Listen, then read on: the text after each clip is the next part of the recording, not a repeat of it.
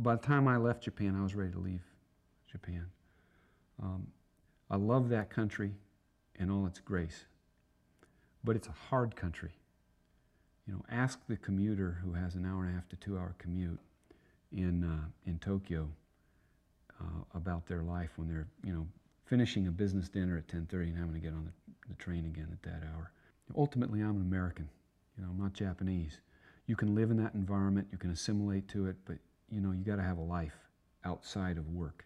As I was working for a very, very conservative, very old Japanese company, which was, I felt was kind of a microcosm of Japan. The values were very conservative. The life was a little bit reserved and even rigid. And I wanted to be a part of that, and I wanted to understand it, and I wanted to do well in that.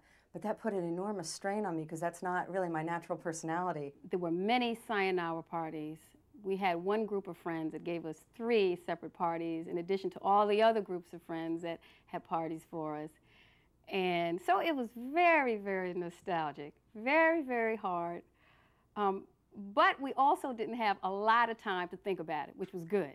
When my husband decided to leave Japan, when his time was finished, we decided that I would go back to Japan, and we would, although I had already done it, with him again, we would do sayonara in a variety of ways. And that was really important for me to go back and see friends again and get to say goodbye in a different way as a couple. The saying goodbye to friends was a really important action for both Anne and I, together as well as separately. Anne had her own sayonara before she left, and I had my own sayonara when I was leaving, but we also got this great chance to do it together that really worked out well.